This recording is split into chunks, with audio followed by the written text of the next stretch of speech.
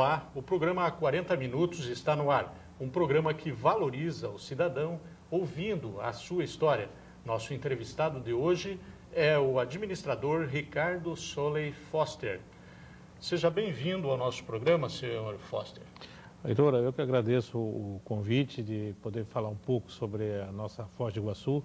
É sempre uma satisfação imensa a gente estar na TV, no canal Foz TV, que é uma TV que valoriza sempre a gente e a terra de Foz do Iguaçu. Eu gostaria que o senhor começasse falando como que o senhor veio para Foz do Iguaçu. O senhor nasceu em Foz? Não, Heitor, eu na verdade nasci no Rio de Janeiro, né? E o meu pai trabalhava numa empresa pública em Assunção, Paraguai, isso lá em 1973. E meu pai não queria ficar mais em Assunção, porque iria ter que ir para o Uruguai. Trabalhava numa empresa estatal que transportava manganês de Corumbá até Buenos Aires. E esses navios subiam com trigo e faziam um entreposto em Assunção. Ele era o responsável por esse escritório.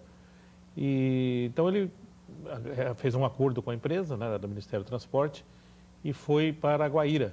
Foi para Guaíra e trabalhar em Furnas. Furnas tinha uma empreiteira que estava fazendo já estudos para a usina de Ilha Grande, que acabou saindo, mas depois lá para Primavera, lá para cima, né? Mas a empreiteira trabalhava em Sete Quedas? Exatamente. A Sete Quedas ainda existia, né? Sim. Tanto que eu morei em Guaíra num período magnífico de curtir as Sete Quedas, aquela beleza selvagem, né? Era diferente um pouco das cataratas, porque cataratas você contempla e a Sete Quedas você passava através daquelas pontes, né, aquelas pontes pênseis.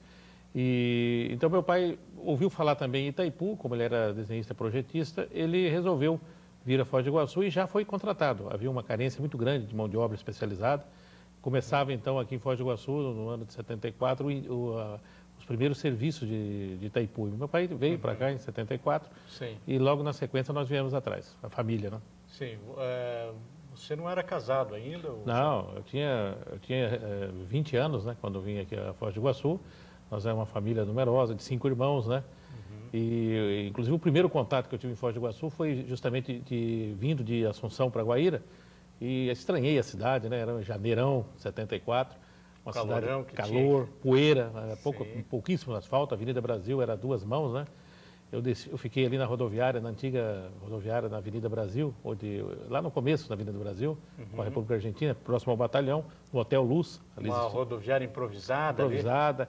E o que me estranhou mais foi as subidas e descidas, né? Quando eu desci a Avenida Brasil, eu falei, olha, essa é uma cidade que com certeza eu não vou morar. Um ano depois eu estava morando aqui. Quando você descia, não conseguia voltar? O calor, com aquela poeira, enfim, era uma cidade que na primeira vista não me trouxe assim uma atração maior. Mal eu sabia que iria fazer toda a minha vida aqui. Sim, quem te conhece faz tempo percebe que você está um pouco mais light, emagreceu bastante. O que aconteceu?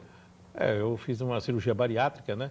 Mas eu não era assim naquela época, não, Heitor. Eu era esportista, inclusive eu joguei muito futebol de salão. Por Guaíra eu disputei jogos abertos, eu era um goleador. Até quando fui tendo problema já com a obesidade, até, né, em função da minha genética, dos meus maus hábitos, né, alimentares, enfim. Mas eu joguei bola aqui em Foz do Iguaçu muito tempo. Eu jogava muito ali na quadra da Marinha, no Bartolomeu Mitre, não tinha ginásio. Mais futebol de salão? Futebol de salão. Depois, quando foi criado Floresta também, enfim, eu sempre tive uma vida ligada ao esporte. E agora, já nos últimos anos aí, eu cheguei com 149 quilos, resolvi fazer uma cirurgia e, graças a Deus, estou numa nova fase. Quanto está pesando hoje? Hoje eu estou com 96 quilos. De 140 e poucos para 96, vai baixar mais ou vai continuar assim? Eu estou sendo até apertado pelos meus médicos, né? Porque eu gosto de uma cervejinha, um churrasco, enfim, né? E isso não auxilia muito nesse processo de emagrecimento. Na verdade, eu tinha que emagrecer pelo menos mais uns 7 quilos, mas vou chegar lá. Certo. Você é uma pessoa conhecida por ter tido em Foz do Iguaçu uma participação bastante social, foi diretor do Floresta e também na parte de medicina, chegou a tomar conta de hospital. Eu gostaria que o senhor falasse como que chegou a ingressar, primeiro no Floresta, vamos pegar essa parte do clube. Bom, como eu estava dizendo, eu cheguei aqui em 74, já em 75 eu entrei na Itaipu, onde estou até hoje. eu fiz teste para segurança física. Sim. E eu tinha acabado de concluir o meu colegial no Monsenhor Guilherme, né? Saudoso Monsenhor Guilherme de tempos maravilhosos da cidade de Foz do Iguaçu. E dali precisava trabalhar, meu pai já trabalhava na Itaipu, mas eu não passei na altura. Naquele tempo eles queriam segurança com mais de 1,80 m. Eu com meu 1,70 m. Era o padrão. Era o padrão. Aí, como havia carência de mão de obra naquela época, né? Eu entrei no escritório. E fui fazendo a minha carreira dentro da Itaipu, né? O antigo escritório da Itaipu era ali na Almirante Barroso, onde depois funcionou, muito tempo depois, o Escadão. Ali era o escritório de Itaipu. Começou ali, né? Começou ali. Isso em 75. Em 77, nós mudamos para o Centro Executivo, onde eu trabalho até hoje, né? A Vila A de Itaipu estava ainda sendo iniciada. Enfim, a Foz do Iguaçu começava a viver o seu boom em termos de Itaipu. E desde cedo eu participava de esportes, né? Já em 84, eu me casei em 78. Em 79, eu ingressei na primeira turma da Faculdade de Ciências Aplicadas, antiga FACISA, que você, inclusive, fez parte da segunda turma. A segunda turma. Eu acho que eu te apliquei o trote, hein, rapaz? Eu acho que eu apliquei. Era ali possivelmente. no Parigô de Souza, né, próximo ali ao cemitério. A gente fazia aulas ininterruptas de segunda a sábado de manhã. E a primeira turma da FACISA, nós éramos em 50 alunos de administração, 50 de contabilidade, e era o embrião da UniOS, né? Hoje está naquele magnífico parque. Inclusive o Leônidas era nosso colega, da primeira turma. O Leônidas, o saudoso Tibiriçá, o Dirceu de Paula, o Luiz Mário de Freitas, o Alfredo Alves de Lima. Então, todo esse pessoal são contemporâneos nossos da FACISA. E em 84 eu fui convidado a ser diretor de comunicação do Floresta. Fiquei em 84, 85, 86, saí em 87, voltei em 88. Naquela época... Não havia eleições? Não. A Itaipu indicava a diretoria. Certo. Era isso. E outra coisa, Heitor, só funcionários de Itaipu podiam fazer parte do quadro social do Floresta. Qual era a tua atividade na Itaipu? Na época, eu era auxiliar técnico. Sim. Auxiliar técnico. Trabalhava na área de compras. Também, não, trabalhava na área de compras. Nós tínhamos auxiliar técnico e auxiliar administrativo. Não era nível superior, era como se fosse um escriturário, né? Era um escriturário um pouco mais graduado. Sim. E daí eu saí do Floresta em 88 e em 91 eu retornei, mas é a primeira eleição. A Itaipu mantinha o Floresta, ela bancava as suas despesas. Em 91 ela resolveu então abrir o clube para eleições e eu fiz parte dessa primeira, fui o primeiro presidente eleito do Floresta, ganhei com uma diferença de 25 votos. Certo. O meu adversário era o que depois foi presidente, o Wilson Antônio de Souza. Foi apertada essa primeira eleição. E daí eu acredito que eu tenha contribuído bastante para abrir o clube para a cidade, porque a Itaipu retirou então a sua ajuda financeira, né? E eu tive a oportunidade de viver esse momento de abrir o clube para a cidade. Porque ele era fechado, era restrito somente ao pessoal da Itaipu. Era uma situação que a Itaipu, durante um bom tempo, Heitor, era um território à parte de Foz do Iguaçu. Nós tínhamos uma infraestrutura na Vila A e na Vila B, e na Vila C, onde eu morei, inclusive. Quando eu casei, eu morei um ano na Vila C. Porque nós tínhamos uma infraestrutura própria, hospital próprio, mercado, banco. Então, havia até uma grande rivalidade, bem diferente de hoje, que praticamente Itaipu e Foz do Iguaçu se fundem. Os funcionários de Itaipu são amigos do pessoal aqui da cidade, enfim. Mas na época tinha a turma de Itaipu, havia uma discriminação. Quando a gente ia jogar bola, o pessoal lá vem os Marajá de Itaipu, e era uma situação... Havia uma divisão, né? O pessoal que morava lá e o da cidade. Da BR para lá era outro mundo. Sim. Tinha uma segurança própria, né? Com poder de polícia, inclusive na época. Claro. Daqui o pessoal da cidade ia lá, de repente era abordado lá pela nossa segurança. Qualquer carro estranho que entrasse ali na vila era abordado. Itaipu na época tinha, realmente era um território à parte em Foz do Iguaçu. E de 91 eu fiquei até 2001 no Floresta, sempre sendo reeleito, né? O clube aí nesse momento foi aberto para a cidade, houve uma integração muito boa. Acho que o Floresta viveu o seu auge nesse período. Melhor carnaval do estado, fomos campeões de futebol feminino estadual. As melhores festas sociais e recreativas eram no Floresta. Foi um apogeu realmente até 2001. Daí já em 96 eu assumi o Hospital Costa Cavalcante, onde fiquei até 2002. Então eu passei até essas duas atribuições, para mim ficou bastante difícil. Em 2001 eu saí do Floresta e fiquei só no hospital, onde fiquei até 2002. Certo. Então, com relação à Floresta, você promoveu vários assim, bailes, eventos muito importantes para a cidade. E que artistas assim importantes que você lembra que participaram? Olha, Heitor, é melhor você falar quem não veio no Ah, Floresta. é? Olha, Roberto Carlos, Elba Ramalho, Alcione, o Luiz Gonzaga, é, mais recentemente aí o Djavan, Tom Cavalcante, veio o humorista, né? Sérgio Reis, Chitãozinho Chororó, olha, Negritude Júnior, Só para Contrariar, enfim, porque na época o Floresta fazia eventos e como ele era de uma boa parte até 91 bancado pela Itaipu, as despesas do evento era para cobrir o próprio evento, só não havia preocupação Certo. com folha, com mobiliário. Então era possível fazer grandes eventos. E na nossa época também, em 91, o Floresta tinha 4 mil associados, a cidade vivia uma outra realidade econômica, uma exportação muito forte. Você lembra como era a exportação? Sim, sim. Nós tínhamos associados até de Santa Terezinha, enfim. Então foi possível de realizar grandes eventos, festa junina, baile do Havaí, Réveillon, enfim, o Floresta realmente... E o melhor carnaval do estado, foi considerado, né, com transmissão ao vivo, inclusive pela Tarobá e pela Naipi. Então, nesse período, modéstia à parte, a gente pôde realizar um trabalho sem precedentes na área social da nossa região. Sim, você sempre teve uma participação ativa e eu acredito que quando mudou a diretoria, muita gente ficou preocupada com o futuro e a continuidade do seu trabalho. Você sente saudades hoje de todo esse trabalho, esse tempo que você permaneceu ali? Olha, o Floresta é uma das minhas paixões, né? Eu tenho o Fluminense, né? Tenho a minha família e tenho o Floresta. O Floresta é um clube que eu sou associado desde sua fundação. Ele foi fundado em 8 de setembro de 1978. E eu tenho sim, eu confesso que tenho muita saudade, não de ser presidente ou ser diretor, mas eu tenho uma saudade do velho Floresta, Sim. que você via sempre com seus Aquela salões, nostalgia. sempre salões cheios, né, com muito Sim. esporte, e as coisas mudaram hoje, não só o Floresta, mas a maioria dos clubes do Paraná passam por dificuldades, então os tempos são outros, né?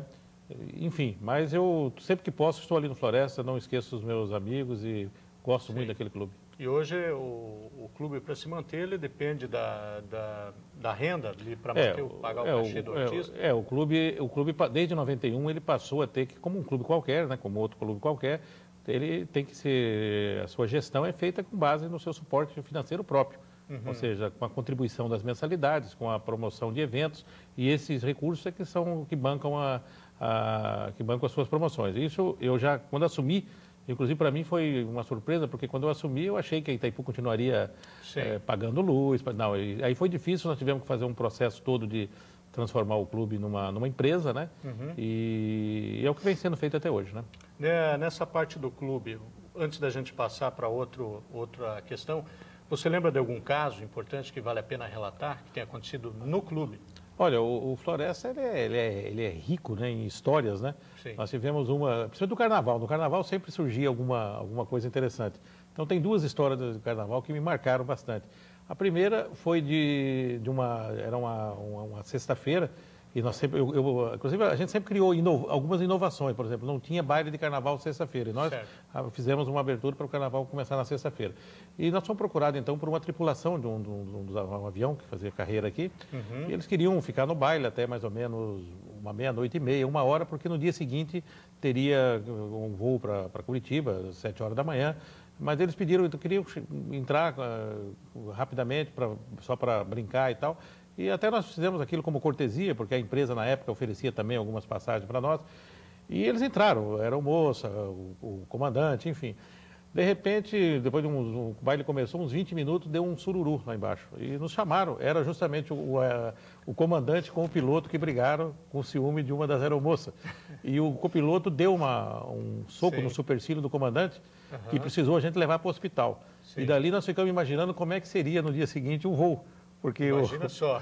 O que eles iriam contar em casa, né? Mas isso foi uma das coisas muito interessantes, porque a gente teve assim toda a cautela até para dar um apoio, né, ao pessoal. Sim. Mas foi constrangedor, porque meia hora eles estavam todos animados, com fantasia e tal, e tiveram que ir embora. Sim. E o outro caso foi quando eu estava na portaria e chegou um cidadão com um papagaio. ele colocou gel no papagaio. Eu só vou te pedir o seguinte, eu vou te pedir um tempo, Sim, daqui a pouquinho você vai continuar contar a história do papagaio. a história do papagaio. Tá certo. Nós vamos agora para o intervalo comercial e voltaremos daqui a pouco.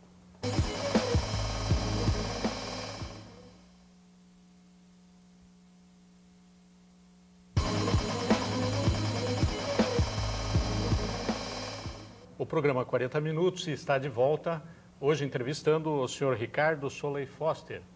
E agora vamos para o segundo e último bloco. Senhor Foster, o senhor estava falando sobre o papagaio que estava com papagaio gel no carnaval. Pois é, Heitor, você sabe que portaria de carnaval, quem já trabalhou, ali é um festival de situações hiláricas, né? Tem muita história, então. Muita história, é gente que chega lá, olha, a minha mãe está passando mal, o cara chega todo fantasiado, minha mãe está passando mal e minha irmã está aí, eu preciso lá avisar. Daí, não, tudo bem, mas deixa que a gente avisa lá no microfone. Não, mas o cara veio com todo já turbinado e tal, enfim. Mas o caso do papagaio foi bastante interessante, porque já era 3 da manhã e chegou um cidadão com um papagaio. Ele colocou gel no papagaio, o papagaio estava com o cabelo todo arrepiado, parecia um punk, né? Parecido com ele? E ele também, o cabelo dos dois arrepiado, um papagaio com o olhinho já semicerrado, né? Porque 3 da manhã o bichinho já devia estar dormindo, tá com sono. E ele queria entrar com o papagaio no baile. Nós falamos que não podia, que aquilo ali poderia trazer problema para o clube. Ele falou, não, eu pago o ingresso do papagaio. Não, mas claro. Não é o... Aí nós começou-se um diálogo, né?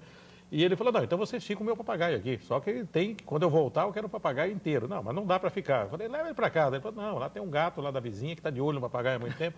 Eu sei que ficamos ali meia hora dialogando e ele, no fim, xingou para caramba, falou um monte de impropério, dizendo o seguinte, que esse é um clube de segunda linha, que nem eu com o meu papagaio posso entrar. Então, são situações assim que, fora outras inúmeras que aconteceram ali na portaria, né? Principalmente na portaria. Coisas que possivelmente foram discutidas também em reuniões e tal, para ver se poderiam resolver o problema do tinha um outro também, tinha um outro que queria entrar na piscina com o cachorro. E nós falamos que não podia. E ele falou, não, meu cachorro é muito mais limpo do que muita gente aqui. E, inclusive, trouxe um atestado do veterinário. E esse cidadão, inclusive, ele atuou na imprensa aqui em Foz, né? Na época. E queria ir para a imprensa. Então eu falei, olha, rapaz, então você vai para a imprensa. Ele falou, não, o meu cachorro, ele é um cachorro de primeira e o veterinário falou que ele precisa nadar para perder um pouco de peso. Era jornalista também? Era jornalista. E ele não está mais em Foz? Não está mais em Foz. Então não tem problema falar o nome dele? Pois é, eu não lembro bem o nome dele. Ele trabalhava com o Jaime, o saudoso Jaime de Oliveira. Era ele era, inclusive, noivo de uma moça da Polícia Federal. Era o Reinaldo, se não me engano. Reinaldo alguma coisa. Acho que era Reinaldo. Reinaldo cabeludo. Sim. Então, ele criou uma situação danada para nós, mas no fim ele se acalmou um pouquinho, né? E tudo se resolve, tudo né? Se resolve. Bom diálogo. São coisas que a gente contando, as pessoas até às vezes pensam que é história de almanaque, mas é verdade. Sim. Você teve uma atividade muito grande também e resolveu o problema da saúde aqui no lado de Itaipu, né? Ali com relação, trouxe muitos equipamentos, foi muito comentado na época. Como que foi isso? Eu em 95, eu era diretor financeiro da Fundação de Saúde Itaguapi, que administra o Costa Cavalcante, e com a entrada do Dr. Scalca eu fui convidado a assumir a superintendência, né? Isso no final de 95. Você é médico também? Não, sou administrador. Só administrador. Eu tenho uma pós-graduação em administração hospitalar. E começamos a atuar então nessa área e na época o hospital também não era aberto ao SUS ainda, ele só atendia convênios e particulares, isso era um anseio da comunidade que cobrava. E nós sensibilizamos, então, com o Dr. Scalco, a abertura do Hospital Costa Cavalcante ao atendimento do SUS. Isso ocorreu já em 96, em abril de 96, foi um marco. Houve resistência do corpo médico que não queria, por uma série de razões, até pelo exemplo que tinha a Santa Casa de dificuldade. O SUS tem uma tabela que ela realmente ela penaliza os profissionais, o próprio hospital. Então nós fizemos um plano diretor no hospital, sempre contando com o apoio irrestrito do Dr. Scalco, que era farmacêutico, bioquímico, e inclusive uma pessoa que sempre teve uma atenção especial para a saúde, e nós apresentamos ao Dr. Scalco um plano de transformar o hospital num centro de referência, de alta complexidade, não só para oferecer à comunidade da região serviços de primeira linha, não disponíveis na cidade, quer dizer, não tínhamos cirurgia cardíaca, não tínhamos atendimento oncológico, né? Não tínhamos uma ressonância magnética, nós éramos totalmente dependentes de Cascavel. Mas tem equipamentos ali hoje de primeiro mundo. Sim, aí o Dr. Scalco, com o empenho, nós desenvolvemos projetos, né, junto ao Ministério da Saúde, outro com recursos da própria Itaipu, e nós conseguimos implantar Fizemos uma ampliação no hospital, que tinha 11 mil metros quadrados, passou a ter 15 mil, abertura de leitos, enfim. Uma parceria muito grande com a classe médica, a quem eu tive muita briga com os médicos aqui em Foz, sabe, no início da minha gestão. Mas hoje eu digo a você, Heitor, que eu passei na minha convivência com os médicos, eu posso afirmar categoricamente que nós temos ótimos profissionais. Nós não devemos nada aos melhores centros do Paraná. Né? Aquele negócio que antigamente corria, pegava um avião, ia para Curitiba e tal. Nós temos excelentes médicos, médicos humanos, que muitas vezes a própria população não conhece o trabalho. Claro. Eu fiz essa cirurgia bariátrica aqui em Foz do Iguaçu. Então nós temos hoje o Hospital Costa Cavalcante com serviço de oncológico de primeiro mundo. Nós temos um acelerador linear que faz a radioterapia, que só tem disponível em São Paulo. Isso, temos a quimioterapia de primeira, ressonância magnética, hemodiálise, tá? Implantada no hospital, que só tinha na Santa Casa. Hemodinâmica. Hoje, se você tem um problema cardíaco, você tem cateterismo aqui em Foz. Antigamente, a pessoa perecia. Sim. Tinha que levar para Cascavel ou então pegar um avião. Hoje, cirurgia cardíaca que se faz aqui. Enfim, nós temos hoje um grande centro hospitalar. Isso ofereceu ao profissional melhores condições de trabalho e para nós, usuários, uma tranquilidade. Sim. Eu posso dizer que hoje, Foz do Iguaçu é, sem dúvida alguma, um centro médico hospitalar do oeste do Paraná. E um cidadão que busque atendimento pelo SUS, ele não tem direito a todos esses equipamentos? Tem, ele não é atendido não, igual. ele tem sim. Ele tem porque quando todos os recursos que foram carreados do Ministério da Saúde, nós tínhamos uma obrigação de oferecer esse serviço ao SUS. Tanto cirurgia cardíaca, tratamento oncológico.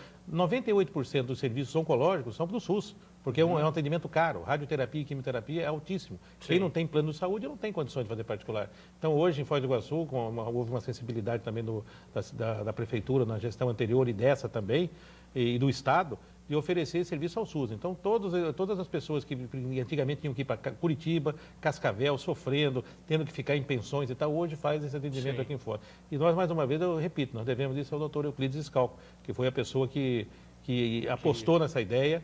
Nós fizemos, inclusive, aquelas clínicas na frente do hospital. Foi um trabalho que nós apresentamos. Enfim, eu passei 7 anos de muita realização profissional e de crescimento até espiritual, porque você mexer com saúde, você Sim. mexer com a dor, com o sofrimento e você oferecendo alternativas, isso faz com que a gente se sinta melhor como pessoa. Então você mexeu com dois lados, com o lado do lazer primeiro e depois com o do sofrimento, observando a reação das pessoas, Não há né? dúvida, você convia. Eu chegava às vezes em casa com um sentimento de perda, porque você acaba se envolvendo com os pacientes. Eu compartilhava a dor da perda de um filho, a perda de um pai, mas também a alegria do nascimento de uma criança. Quantas vezes eu fui na UTI e no dia seguinte vi um leito vazio e a minha primeira pergunta, cadê o paciente? Não, ele recuperou. Isso era uma alegria, mas às vezes ele tinha falecido. Enfim, foi um período muito importante da minha vida que eu agradeço a Deus de ter tido essa oportunidade. E gostaria e espero futuramente poder dar mais uma contribuição, né, principalmente nessa área de saúde. Depois que a gente sair da Itaipu, quem sabe a gente possa ajudar um pouco Você mais a está para cidade. se aposentar na Itaipu, né? Ou já tá a gente tem planos aí de, pelo menos daqui nos próximos 2, 3 anos, a gente aposentar. Vou morar em Foz do Iguaçu, amo essa cidade, a cidade que eu elegi como a minha cidade. Acredito em Foz do Iguaçu imensamente, sem nenhum tipo de fervor político ou partidário, mas acredito na gente de Foz do Iguaçu, no valor das pessoas, no espírito de realização dos empresários que investem aqui, que estão apostando na cidade. Nos segmentos que estão aflorando, como a parte universitária. Hoje, Foz do Iguaçu é uma cidade já universitária, na área de saúde, Você vê turismo. grande perspectiva agora. Sem dúvidas.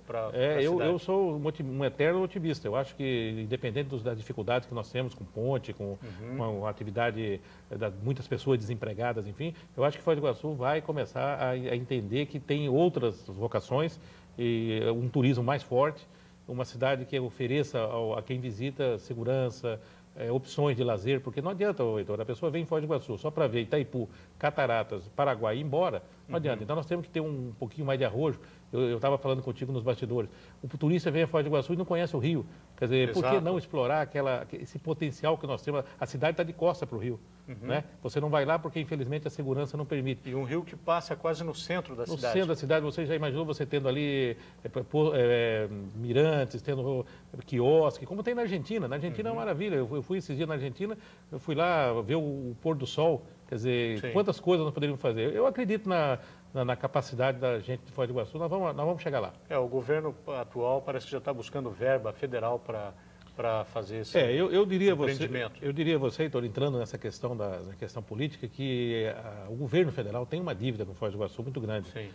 Não só a Itaipu, ela faz a sua parte, ela paga royalty. Hoje, nessa nova gestão, a Itaipu tem se integrado cada vez mais com a cidade, atuando nas áreas sociais, essa própria área de saúde, acho que é uma grande contribuição. A direção atual tem preocupado em integrar a cidade, a fronteira, enfim. Mas eu acho que o governo federal tem uma dívida com a gente de investimento mais na cidade. Certo. Não só no aspecto do turismo, mas também na geração de emprego. Então não adianta só o município ou só o Estado, que não vai resolver sozinho uma situação que é geopolítica. Nós estamos dentro de um enclave. De um contexto, né? Aí. De um contexto. Então é o seguinte, o governo federal sempre se manteve um pouco equidistante aqui. Eu acho que está na hora de a gente cobrar isso aí. Vamos cobrar e vamos esperar que isso aconteça o mais breve possível. Sem dúvida. Você contou, durante o período que você esteve no Floresta Clube, você contou 2 casos. Agora eu gostaria que você contasse algum caso do tempo que você ficou nesse período cuidando no hospital. Eu tenho 2 casos interessantes. Vamos lá. Um caso foi que uma senhora queria entrar na sala de parto para acompanhar o nascimento da sua primeira neta. E os médicos falaram, olha, não é possível, porque tem que ter um paramento, tem que ter um preparativo e tal. E a senhora insistiu muito, dizendo, não, eu vou acompanhar minha filha até o final. Eu vou até falar o nome do obstetra, Sim, né, pelo doutor André. Doutor André Licheskovski, acho que é um nome meio complicado. E o doutor André falou, não, peraí, a senhora espera um pouquinho que vai nascer, está nascendo, nasce, não nasce. De repente, quando está todo mundo ali, a enfermeira falando, tradicionalmente se fala para a paciente, né, força, e escuta uma voz diferente, força filha, força. Pois é, a senhora estava lá dentro ao lado da filha, e daquela confusão ela conseguiu entrar. E aí o André, mas o que a senhora está fazendo aqui? Ela falou, não, doutor, eu falei para o senhor que eu ia ficar junto e vou ficar. Aí tiveram que colocar um avental nela e ela participou do parto, não teve jeito. E o outro caso, que também foi bastante pitoresco, né? Foi de um senhor que chegou no hospital e foi visitar a esposa dele e trouxe uma galinha. E ele queria fazer uma canja daquela galinha. E nós falamos que não era possível, porque tem toda uma preocupação de nutricionista e tal. Ele queria fazer a canja lá no hospital. Ele queria levar a galinha para a gente fazer uma canja. E ele falou, não, mas essa galinha, a minha esposa só é acostumada a comer as minhas galinhas e eu não vou deixar ela comer canja de hospital. Mas peraí, aí foi uma conversa danada. No fim, ele acabou doando a galinha para o hospital e nós passamos lá para o nosso... Nós temos um Grêmio. Mas foi difícil convencer. Ele falou, não, ela não vai comer galinha de granja, ela vai comer uma galinha caipira, que é essa que eu quero que faça. Então, para convencê-lo disso aí, nós levamos... Foi até para a diretoria, para você ter uma ideia. Sim. E no final eu consegui convencê-lo de que ela estava sendo muito bem tratada e ele concordou. Nós estamos chegando quase ao final do programa. Eu gostaria que o senhor falasse sobre o possível livro que o senhor está... Porque com tantos casos a contar, né? Inclusive da Itaipu, que o senhor não contou nenhum. Né? Eu tenho uma mania, vamos dizer assim, até salutar, né? De escrever. Eu escrevo algumas crônicas. Eu sou um jornalista frustrado, né, Heitor? Por que frustrado? Todo mundo tem... porque a gente não está atuando no ramo, apesar que eu já trabalhei nessa casa aqui, não sei se você lembra. Certo. Eu apresentava um programa chamado Viver Bem, né, onde eu entrevistava médicos e, enfim... Programa de rádio também? Programa de rádio, contava alguns causos, falava sobre clube. Eu tenho coletado, então, algumas poesias, algumas crônicas, alguns causos, né, principalmente aqueles que eu vivenciei, e que são verdadeiros, isso é importante. Casos e causos. Causos. Eu, inclusive, cito nomes, né? Mas nada, assim, agressivo, não, de coisas realmente interessantes que nós vivemos no nosso dia a dia. E a minha ideia é realmente juntar isso aí e fazer um livro sobre essa história de Foz do Iguaçu, onde a gente vivenciou durante esses meus 30 anos e espero que mais 30 para frente. Certo. Então, eu quero agradecer a sua presença aqui. Infelizmente, o programa passa muito rápido, 40 minutos aqui é pouco. Eu fico devendo os causos de Itaipu. Sim. Né? Os meus colegas ficam tranquilos que por hoje vocês escaparam, mas eu conto e falo o nome. Isso, já prepara bem. Que vou preparar uns 2 ou 3 causos aí, vamos se preparar, né? Nós vamos dar continuidade daí. Heitor, eu agradeço essa oportunidade, você está de parabéns à Foz TV, de estar resgatando essa história bonita, a memória e a história de Foz do Iguaçu, e aqueles que deram a sua modesta contribuição para essa cidade chegar onde chegou. Muita gente pensa que as coisas aconteceram assim, como se fosse uma mágica, né? Mas muita gente trabalhou para essa cidade chegar até onde chegou. Certo, tem a contribuição de cada pessoa, cada cidadão. Um colocou o tijolinho, estamos evoluindo essa aqui. grande obra. E vamos chegar longe ainda, se Deus quiser. Mais uma vez eu agradeço a sua presença. E o programa 40 Minutos termina aqui, lembrando que será reprisado durante a semana. Muito obrigado.